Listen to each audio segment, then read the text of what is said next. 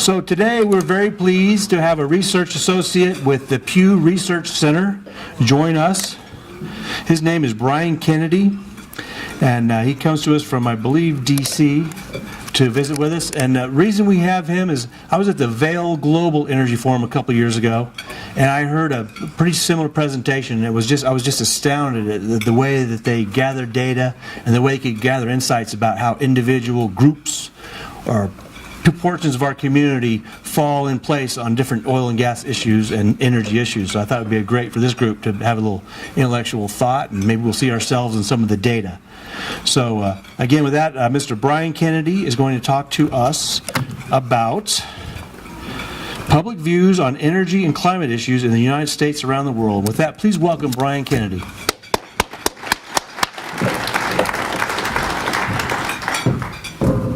It's great to be here, everyone. I'll say this morning, I'm still on East Coast time. I woke up about 5, and I thought to myself, I'm really glad Kirby put me in a hotel across the street from a Starbucks, so I could immediately run out and get some caffeine and feed that addiction. And what was great about it is I got to see the sunrise, and it was just a little prettier than what I see on a regular basis in Washington. So that was nice. I'll also say that I'm reminded, being back at elevation, that it's always good to drink water. I thought that, I live on the 3rd floor in D.C. I work on the 7th floor. I thought that might help. It hasn't. So if I have to take a water break during my presentation, I apologize. So I'm going to go for about 30 minutes, give or take a few minutes, and then that'll leave us about 10 minutes or so for questions.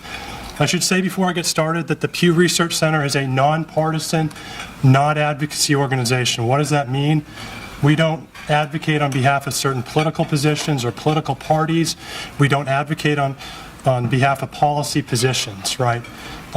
So I'm here to share our analysis, our findings from public opinion surveys on energy, environment, and climate issues. I'm not here to share my opinions or my views on certain policies.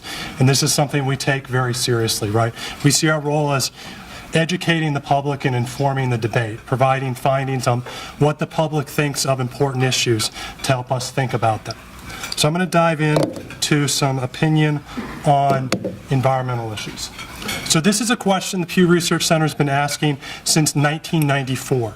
It's a question that asks Americans, which one of these two statements comes closest to your views?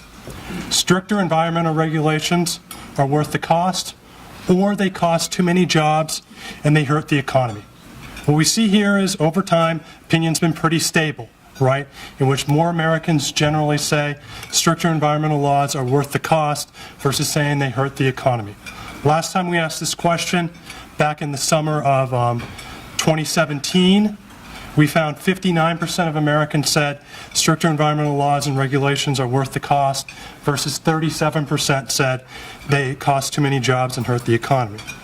What this trend masks, though, is over time we've seen a widening in the partisan division between Democrats and Republicans.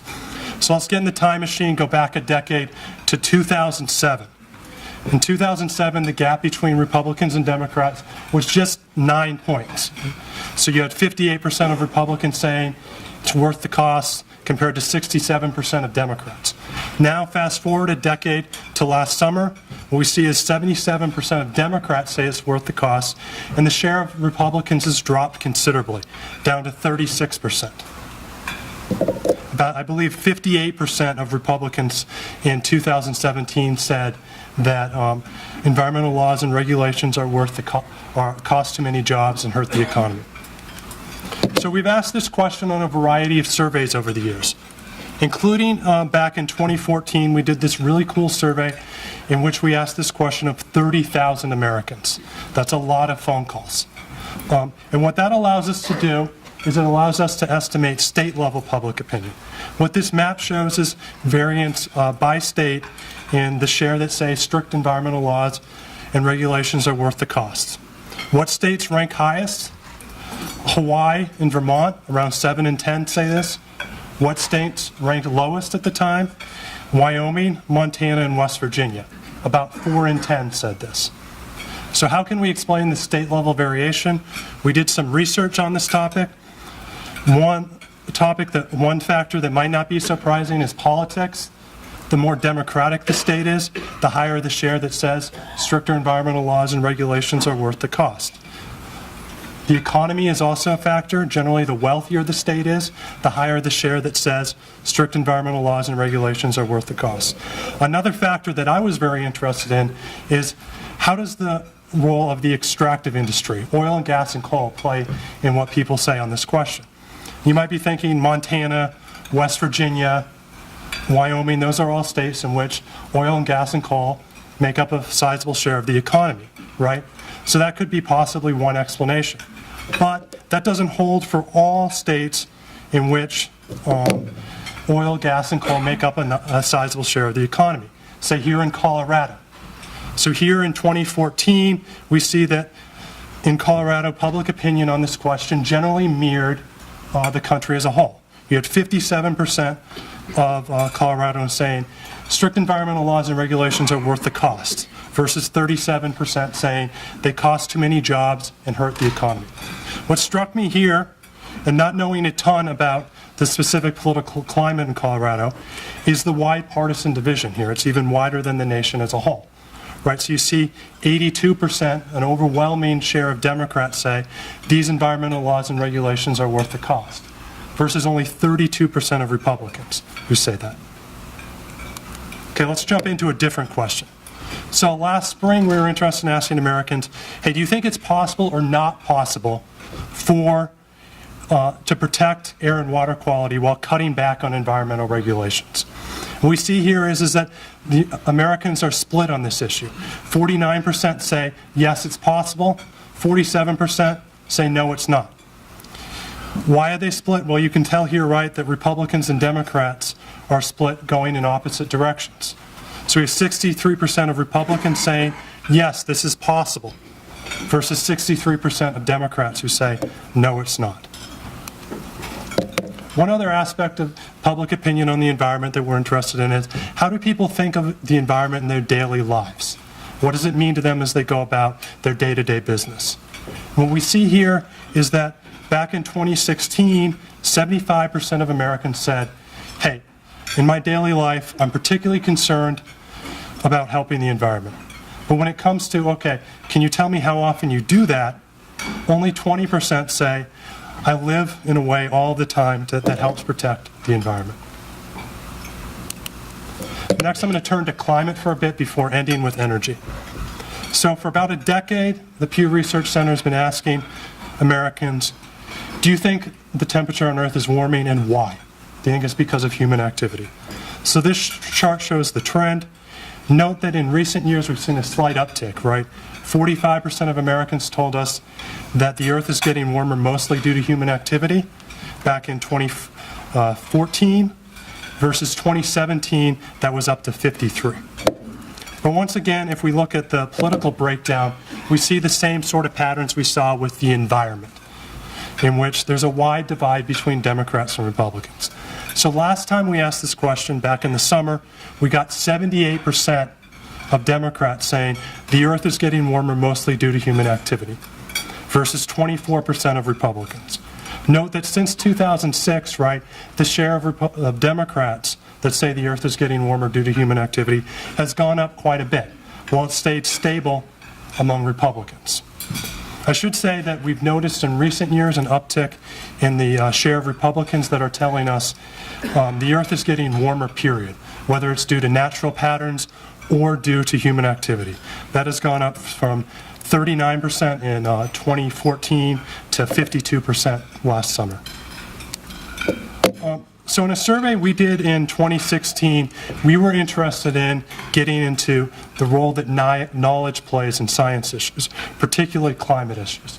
So this chart is a little bit more complicated, so I'll take some time to walk you through it.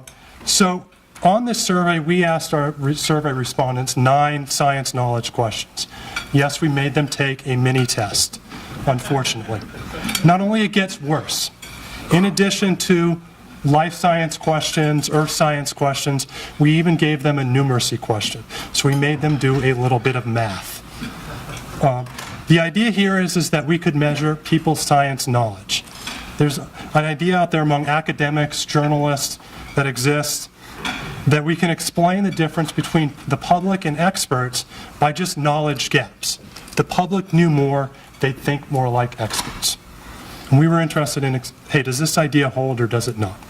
So what we did is, based on the number of correct answers they gave, we grouped respondents into low science knowledge people, medium science knowledge people, and high science knowledge people. So what this chart shows is the number of Republicans and the number of Democrats who say the Earth is warming mostly due to human activity. If you note, among Republicans, the share, science knowledge doesn't really have an effect, right? So 19% of low science knowledge Republicans say the Earth is warming mostly due to human activity, compared to 23% of high science knowledge Republicans. But note, among Democrats, the more science knowledgeable you are, the more likely you are to say the Earth is warming due to human activity. From 49% at the low science knowledge level, all the way to almost all, 93%, at the high science knowledge level. I'll come back to this type of presentation at the end when talking about energy. So we were interested in getting beyond, back in 2016, beyond just asking people, do you think the Earth is warming? Why or why not? So we asked people about possible harms from climate change and if they expect them to be likely or not. We find here that people generally didn't differentiate between these various harms. About 4 in 10 said each of these things are very likely to occur because of climate change. So for example, just to pull one out, 41% of Americans said rising sea levels that erode beaches and shorelines are very likely to happen. But if we look at the political breakdowns, once again, we see wide gaps. So this is 4 different groups using both ideology and party to sort them. So what we see here is that liberal Democrats generally across the board expect all of these things to be very likely, while conservative Republicans are considerably less likely to say any of these things are going to be likely. So just to pull one out, 2/3 of liberal Democrats said rising sea levels are very likely to occur because of climate change, and that compares to just about 1 in 6 conservative Republicans. We're also interested in, okay, is this issue important to you, climate? Do you care about it? And what we found is that 36% of Americans told us, I care about this a great deal. 38% said some, about a quarter told us, I don't care that much about it at all. And note again the wide political differences, but I'd note real briefly, right, that about 1 in 5 Republicans told us, I care about this issue a great deal. And those Republicans generally view climate issues differently than other Republicans. They're more likely to tell us the Earth is warming due to human activity. They're more likely to say each of these possible harms are very likely to happen. But if we look at just this issue of, okay, how much do you care about climate change and see how it affects expectations of harms, once again we see huge gaps here, right? So those people who say, I care a great deal, they're very likely to say all these things are going to happen, right? More than 7 in 10 across the board. Well, those who say they care not too much or not at all, they're very unlikely to say these things are going to happen. So just to look at sea levels again, that's 74% versus 8%, a huge gap. So although party is certainly, in politics, is certainly a primary driver of people's opinions on these issues, it's not the only thing that matters. We're also interested in, okay, what actions do you think will help address climate change? How big of a difference do you think they can make? Here we see a little bit more variation. People are generally slightly more optimistic about policy actions than, say, individual actions. So look, we get about half to say restrictions on power plant emissions are very likely to happen. About half also say an international agreement would make a big difference. But if you look down below, a smaller share says efforts to reduce carbon footprint makes a big difference. Once again, looking at the political breaks, we see wide differences. But I pull your attention to the liberal Democrats, right? So they are far more likely to say restrictions on power plant emissions or an international agreement can make a big difference than they are to say those individual actions, such as reducing your carbon footprint, can make a big difference. 76% versus 52%. While conservative Republicans across the board are generally skeptical that any of these possible actions can make a big difference in addressing climate change. We also asked as part of the survey, okay, who do you trust when it comes to information about climate change? And we see the group that's trusted the most here is climate scientists. So 39% of climate scientists are trusted a lot, 39% are trusted some. Note that trust is much lower in the news media, energy industry leaders, and elected officials. So more than half of Americans say they trust the news media not too much or not at all when it comes to giving full and accurate information about the causes of climate change. So looking here at the partisan breaks again, just another huge political difference, right? In which 70% of liberal Democrats tell us, I trust climate change a lot, compared to just 15% of conservative Republicans. But if you've been searching for the last 10 minutes for an area of agreement across the political groups, there is some here, right? Look at the news media, energy industry leaders, and elected officials. Across the board, all four political groups display low levels of trust in these groups. Ouch. I will say, as a result of that, right, I think if you look at broader levels of trust in government broadly, I would say that one possible factor is that this specific evaluation has to do something with near record levels of trust we're seeing in the federal government in Washington. That could certainly be one factor of what people are thinking about when they answer that sort of question. Then we ask people, who do you want to play a role at the policy-making table when it comes to climate change? And here was actually an area of some agreement. So 2/3 of Americans said, I want climate scientists to play a major role. This includes 48% of conservative Republicans and about 2/3 of moderate and liberal Republicans. Were Americans less likely to say they wanted to play a major role in policy decisions related to climate change? Well, once again, we turn to elected officials, both in this country and then also leaders in other nations.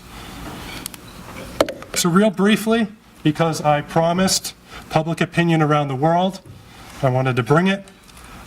Back in 2015, ahead of the Paris climate talks, the Pew Research Center did a survey, part of its global survey. We asked a few questions on climate change in 40 different countries.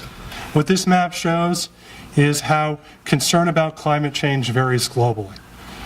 So who's on the high end? 86% of Brazilians, 76% of Indians said, I consider climate change to be a very serious problem. Who's on the low end? Well, we found 18% of those in China, 19% of those in Poland, and a third of those in Russia said climate change is a very serious problem. A little easier way to digest this than the huge map, although maps do look cool, is this chart, which shows the medians in each region. It shows, okay, Latin Americans and Africans generally consider climate change a more serious problem than people in other regions. Out of the 40 countries in the survey, the median or middle point was 54%, and the U.S. was slightly below that at 45%. Okay, let's delve into probably your guys' favorite issue, public opinion about energy, before I wrap this up. So this question asks Americans, what should be our more important priority when it comes to addressing America's energy supply? Should we focus on alternative sources, or should we focus on expanding production of oil, coal, and natural gas? And generally, the balance of opinion has been in favor of expanding alternative sources. So last time we asked this question, back in January of 2017, we find about 2/3 of Americans tell us alternative energy sources should be the more important priority, versus 27% say focus on expanding production of oil, coal, and natural gas. For those of you looking for one possible explanation for the narrowing in 2012, I would say one thing, although I'm not sure if this is a determining factor, right? If you remember back to 2012, we were paying slightly more at the gas tank to fill our tanks than at the gas station than we are now. As an emerging theme you're probably catching as part of this talk, just like environment, just like climate, we see pretty wide political differences. So in our last survey, 81% of Democrats said we need to focus on alternative sources of energy. Republicans were more divided. 45% said that. We saw a divide in the Republican Party by ideology.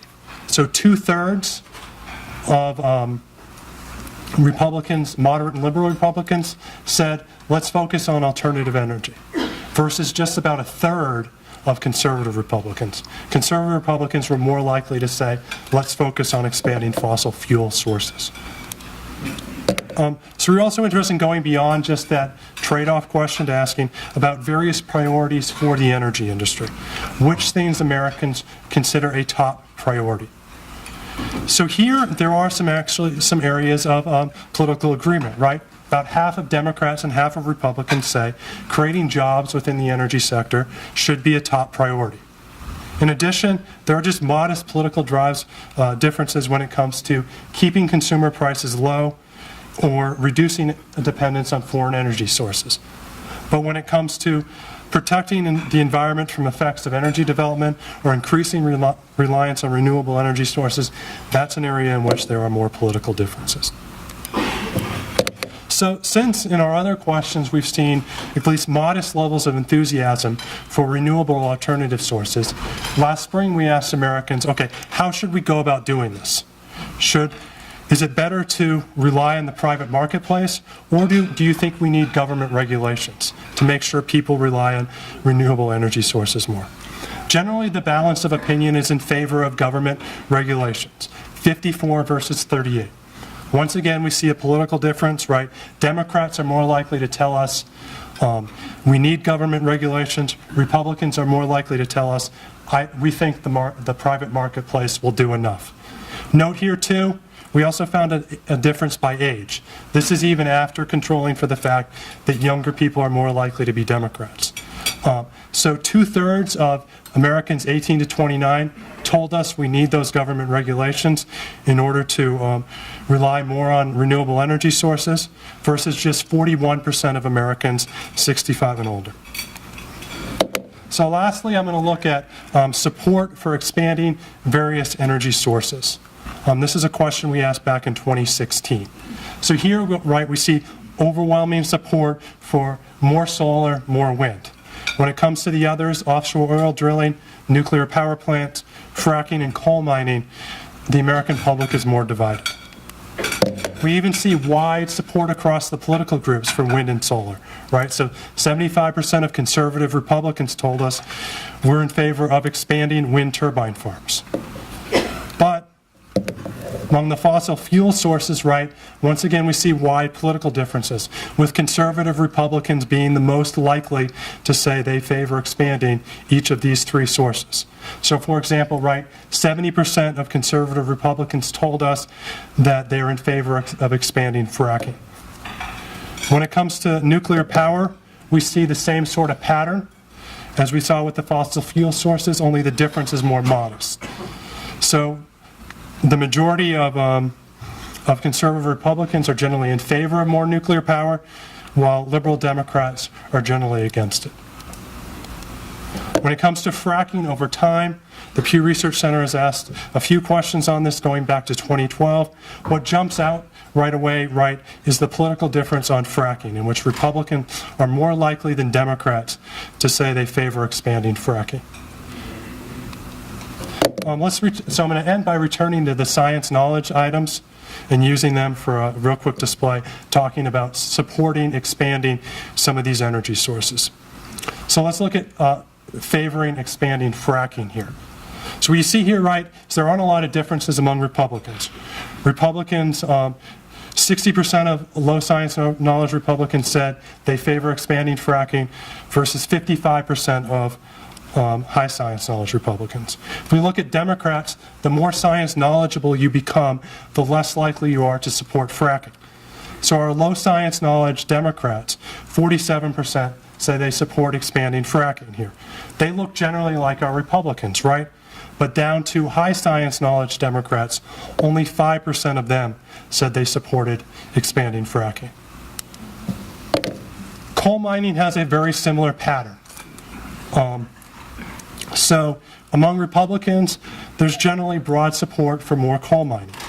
But for Democrats, once again, the more science knowledgeable they become, the less likely they are to support expanding coal mining. So that goes from 37% among low science knowledge Democrats down to just 3% among high science knowledge Democrats. Last, nuclear power has a little different pattern. So here we see among Democrats generally across the board, minorities across these three groups support more nuclear power plants to generate electricity. If we look at our low science knowledge Republicans, they look like our Democrats, right? 37% of them say they favor more nuclear power plants. But 3/4 of our high science knowledge Republicans say they favor more nuclear power plants. So that's a pretty large difference between low science knowledge Republicans and high science knowledge Republicans. So that concludes my presentation. So I believe we have 15 minutes for Q&A. On here I gave my email and my Twitter. I try to tweet out as many of our findings on public opinion on these issues as possible. I also have my email there. I'm happy to answer questions by email if we don't get to me in Q&A. Just keep in mind that I have to get back to Washington this week, so you might not hear back from me until early next week. I'm also happy if you want the slide deck, just shoot me an email and I can provide it for you. Brian, thanks for the information. It's fascinating. I wanted to ask you to just maybe provide an opinion. I know as a political scientist you might not like to do that, but there's a wonderful investigative journal piece, a story broken by Todd Frankel with the Washington Post on February 28th. And he basically determined, or he was able to get in and get video and imagery and do a great piece about the slave labor in the Congo around cobalt production. There's 130 Congolese slaves, many of them children, that produce 60% of the world's cobalt, all of which is required for our cell phones, for lithium-ion batteries in electric cars, for solar panels.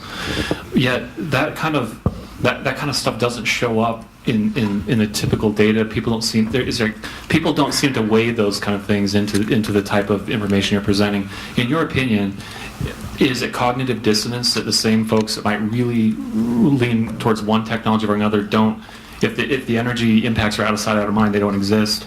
Is it confirmation bias? What do you think could be the result of us looking the other way when that's happening right now?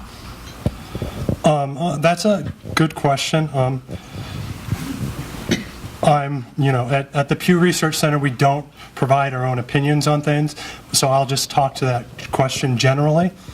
I would say a lot of these issues, right, when dealing with the energy, environment, and climate, they're not top-of-the-head, immediate issues you experience every day. So people form judgments in all sorts of different ways on them. Certainly an international issue might not be on the top of people's heads. Other more local issues, whether it's their experience with their weather, their partisan affiliation, those sorts of things might be more immediate for them and might be where they draw their opinion from. That would be my general feeling on that thought. Thanks for the question, though. Yeah, I was just hoping that you could clarify, going back to the beginning of your presentation where you were talking about the support or opposition for stricter regulations, and then you showed the kind of growing divide there. I was just hoping, when that question was asked, was stricter meant in just a generic term, or was it stricter than the baseline in the year that question was asked? Meaning that if it were 1994 and you asked me, do I think we need stricter regulations as per what they were in 1994, I might say yes. 10 years down the road, you might have a lot of folks that think, well, we've gotten strict enough at that point. Or again, was that just used as a proxy for the generic term strict in general? That's a really good question. Thanks. So what I would say on that is, first off, whenever we show a trend like that, we've used the exact same question wording and survey mode over time. So we are not defining strict for the survey respondent. That said, I think your idea that the context has changed over the last 20 years could certainly provide some explanation for that wider difference, right? We're very sensitive to question wording, right? And unfortunately, we can control the question wording we use. Unfortunately, I can't control the context in which the survey is taking place, if that makes sense. If I could, that would be great. But, you know, the world is changing, and we want to capture how the world changes. Thank you.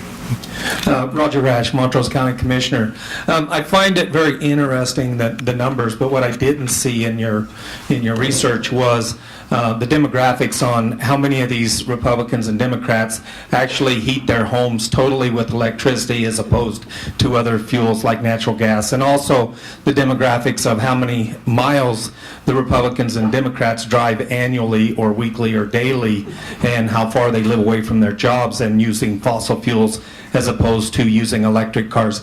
I think you'd find a marked difference that there's a lot of your research that shows they're very energy, climate,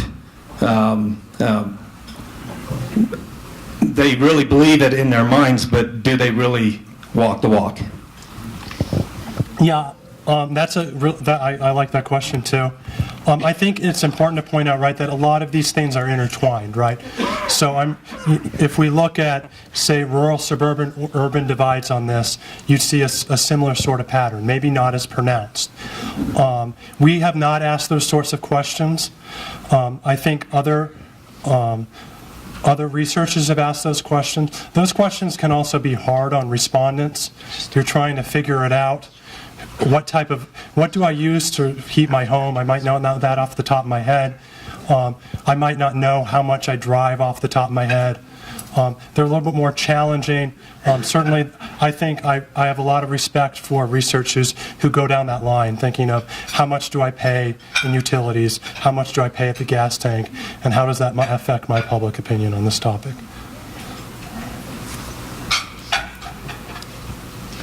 So my question is, we saw the map where Brazil was like 87% in what the general consensus was on climate change.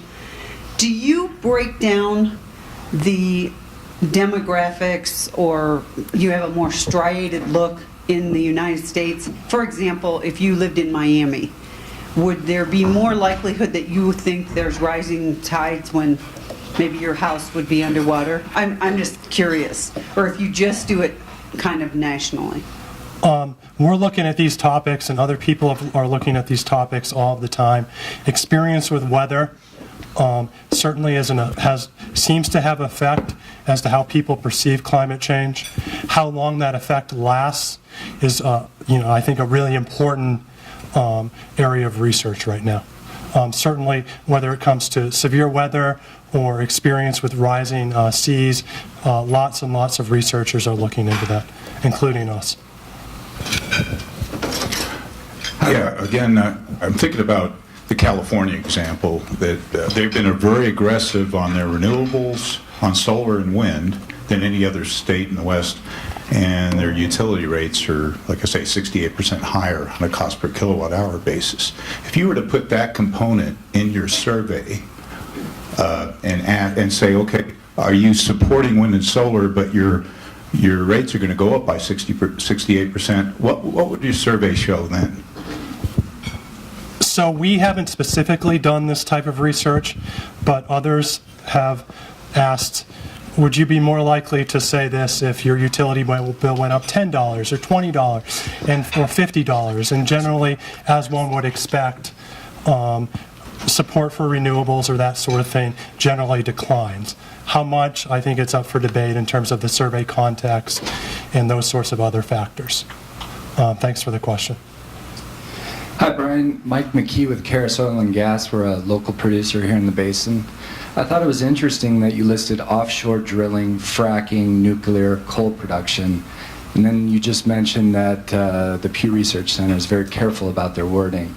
So with regard to fracking, is it because the Pew Research Center doesn't understand what fracking is that they listed it as a means of natural gas and oil production? Why didn't you say onshore natural gas and oil production and just fracking? It's a 1-month process out of a 10-year cycle. And as we all know, political lightning rod. So here's the exact question wording on fracking. You can look at it. I certainly appreciate the thought. Weighing question wording is very hard, and for most people, this sort of thing is new. Fracking is accessible for most people. It's what they think about this sort of process. But certainly, as time changes, we're open to changing question wording.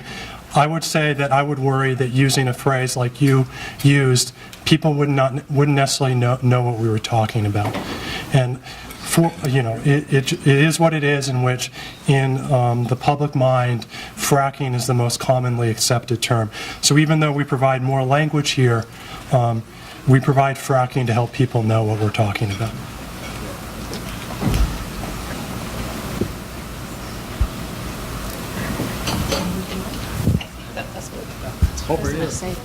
We'll take this one. Okay. Hi, Brian. My name is Lynette. At the beginning of your presentation, you spoke of testing the audience, the people you are questioning, and I find it a little puzzling and concerning that they don't know how far they drive and they perhaps don't know how they fuel their homes. Those are common questions close to your heart, close to your wallet. You write the checks, and just a little puzzling that they wouldn't know that. I would revise that answer to say that's probably a little unfair. I have a lot of thought into our survey respondents, and I think that would be a good way to go in the future.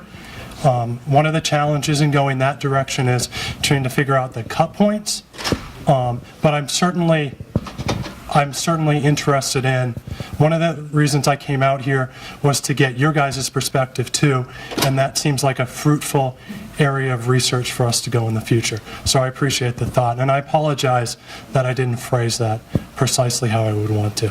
Thank you. Yeah, go ahead. Hi, I'm Brad. You presented a lot of information and trends based on political identities. Do you have some similar information you can share with us about age cohorts? Intuitively, it feels like there'd be differences between some of those. Yeah, so generally younger Americans tend to be more likely to support renewables, more likely to say climate change is because of human activity. I would say that with age or with gender, or even race, ethnicity, those sorts of breakdown is very tricky as people sort themselves into the parties based on those sort of identifications to figure out what's your primary driver, or what really matters when it comes to shaping public opinion on these questions. Could you help us understand a little bit better what you mean by the term high science knowledge? To me, it seems that a doctor has a very high level of science, but might not know a whole lot about fracking. Yes, that's a really good question. So high science knowledge in this particular case meant getting 7 to 9 correct answers out of 9 possible on this science quiz. We did not ask about fracking directly. One area we're interested in going in the future is measuring science knowledge by domain. So looking at science knowledge related to energy issues and seeing how that specifically relates versus generally. Unfortunately, we always have way more than we want to ask than we can, and trying to figure out what to ask and what not to is never fun, and that's just the way the business works. Thanks for that question. That was a good thought. I have a follow-up to Robin's question. It has to do with the fracking and the fact that, I think the science behind fracking shows that it's 60 years old and it's relatively safe and there's not a lot of accidents and it works well and has revolutionized the natural gas industry. So when I look at this, the individuals with, with a high background that don't high science background that don't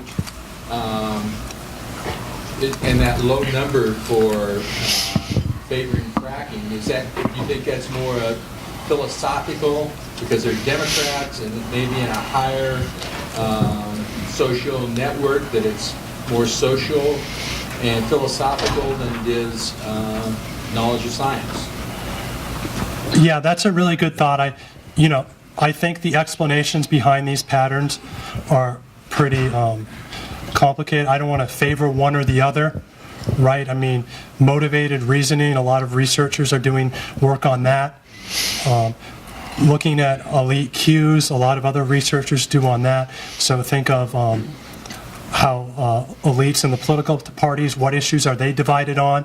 Does public opinion mirror that? Those are possible explanations for that. I think the broader point here, right, is that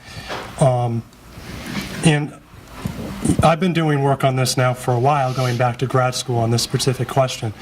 But generally, audiences are generally surprised when we see these questions that, experts like people in this room that, other people disagree with them, and trying to figure out why is always challenging.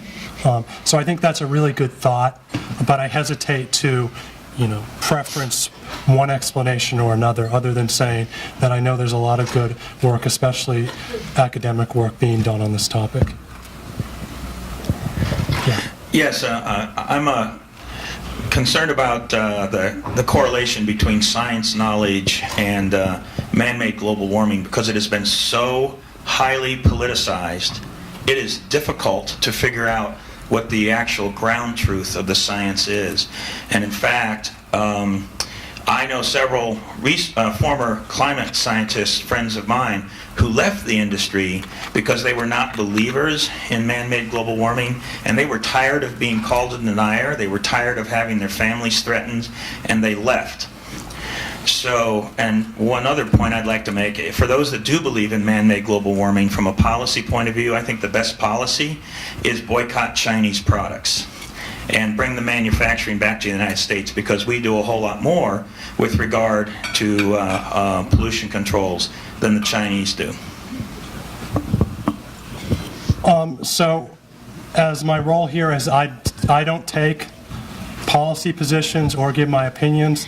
That includes climate change in China, other than to say certainly one explanation, right, for the party differences is how, politicized this could be. I think that's one explanation that people could give.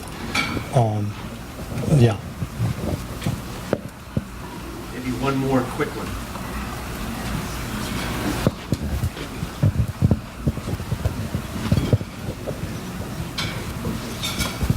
Brian, I want to thank you. You have a tough job. This is not the easiest audience, and I commend you. We're not going to shoot the messenger, okay? You have a tough job. I want to end on a light note. If you have that one slide where you talk about the more educated Republicans, the more educated Democrats, do you know the one I'm talking about, real quick? If you could pop that up. Science-wise? Climate or energy? Either one. Does this one work? No. This one work? Anyway, there was, if I remember, the Republican percentage of highly educated was about the same as the Democrat highly educated, if you remember that slide. Okay. Nuclear. Oh yeah, nuclear is interesting. Yeah. Is this it or no? No, they were really close. But anyway, my question was, to end on a good note here, is who's smarter, the smart Republicans or the smart Democrats? You don't have to answer that, but thank you. I feel like all of Q&A was a challenge for me to maintain my professional responsibilities. I will say, when we measure science knowledge, looking at predicting it by party, we don't see much of a difference. It's not like science is Democrats or Republicans are more likely to get these questions right. So that is a nice bipartisan note to end on. Thank you so much for your attention. Really appreciate it. Hope you all enjoy the rest of the conference.